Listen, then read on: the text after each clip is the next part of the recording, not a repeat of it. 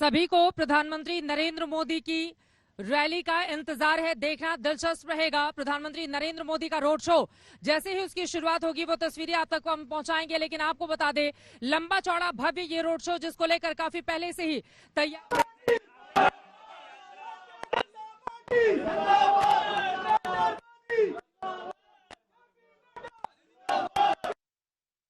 BJP को होगा जबरदस्त फायदा।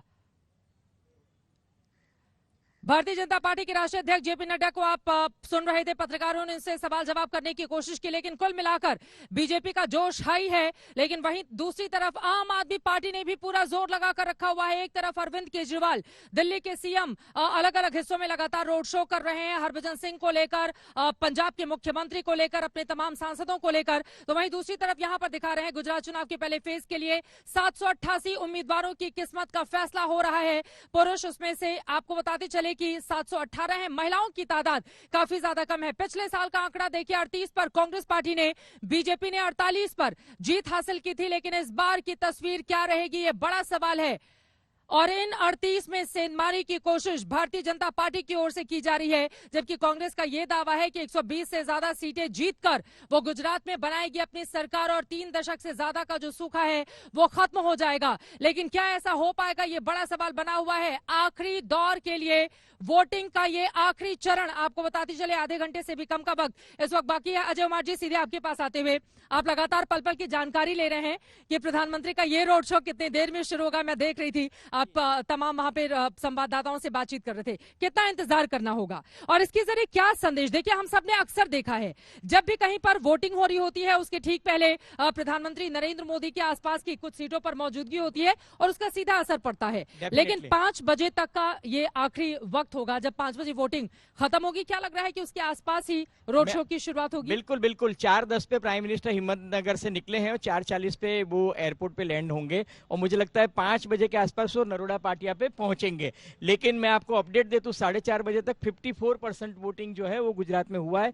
तो करीब आधा घंटे में काफी लाइन लगी हुई है, तो 62% के आसपास जाने की उम्मीद है। जो पिछली वक्त 67% था उससे 5% डेफिनेटली ऐसा क्यों हो रहा है कि ये, मतलब ये तो लगातार घटता जा रहा है। 2012 के मुकाबले 4.5% कम हुआ 2017 में। अब आप कह रहे हैं 2017 के मुकाबले इस बार और भी कम हो सकता है। और जब वोटिंग कम होती है तो बीजेपी को नुकसान होता है। कुछ एरिया ऐसे है जहां पे वोटिंग की पैटर्न, चित्रा जी आप तो कई राज्यों में चुनाव कवर कर रही हो, मुस्लिम एरिया में वोटिंग पैटर्न ज्यादा है, ट्राइबल एरिया में वोटिंग पैटर्न ज्यादा है। ये ऐसा देखा गया है कि मुस्लिम एरिया में ज्यादा वोटिंग होती है। इस बार मुस्लिम वोट को डिवाइड करने की कोशिश की गई थी, क्योंकि पहली बार यहाँ ओवैसी भी जम के चुनाव लड़ रहे हैं, आम आदमी भी चुनाव लड़ने के लिए आए थे और उन्होंने हर जगह, गुजरात में 53 कॉन्स्टिट्यूंसी ऐसी है जहां मुस्लिम वोटर्स की संख्या 10% से लेकर 61% है और वहां पे ही ज्यादातर मुस्लिम कैंडिडेट्स को ओवैसी ने और आम आदमी पार्टी ने खड़ा किया था चुनाव के मैदान में। आपको बताऊं, लिंबायत एक ऐसी कॉन्स्टिट्यूंसी है जहां 86,000 मुस्लिम है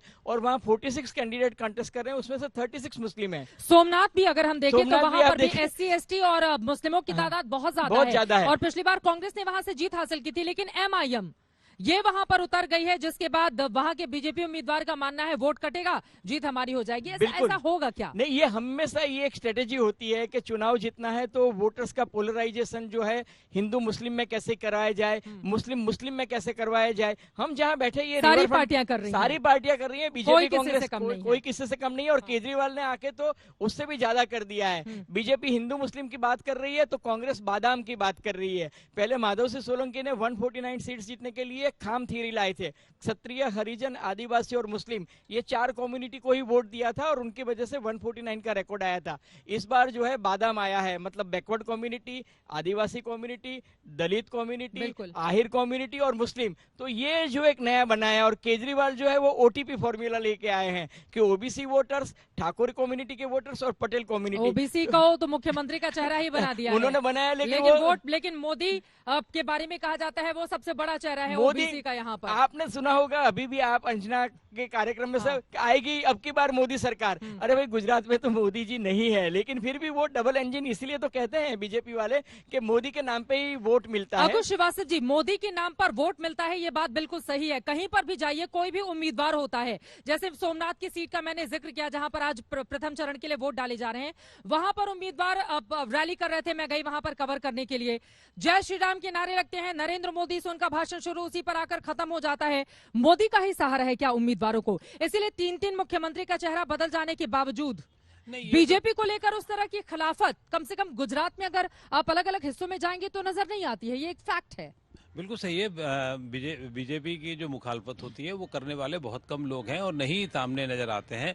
और नरेंद्र मोदी जो है वो ये डबल इंजन जो है ना, वो आगे का इंजन भी वही है और पीछे का इंजन भी वही है। वो डीजल गाड़ी में जो आगे पीछे का दोनों इंजन एक ही होता है ना, उसी तरीके का डबल इंजन है। डबल इंजन ये है। उसमें वो कोई चेहरा नहीं बदलता है उसमें, बल्कि और नीचे तक अगर आऊं, अगले साल जब चुनाव यहाँ पर लोकल बॉडीज में होंगे तो उसमें भी यही होने जा रहा है 1.5 साल बाद भी। तो वो साहब की नाराजगी भी इसी के ऊपर कि हर एक में क्यों लेके आते हो? वो विपक्ष की हर एक में अपनी सूरत क्यों दिखाते हो? सूरत बोलते बोलते वो रावण पर पहुंच गए। लेकिन बीजेपी के एक मिनिस्टर ने बहुत अच्छा कहा कि यार हमारा रणजी ट्रॉफी प्लेयर है जो चौके छक्के मारता था, अच्छा परफॉर्मेंस था, इसलिए उसको बोले मेन में ले गए, तो उसको हम बुलाएंगे तो क्या प्रॉब्लम है? वो गली क्रिकेट का भी अगर आप रणजी, तो बहुत बड़ी बात कर दी आपने। गली में भी वही मोदी नाम होता है और उसके बाद इंटरनेशनल मैच में भी मोदी ही चलेंगे, T20 भी वही चलेंगे, सब कुछ वही करेंगे।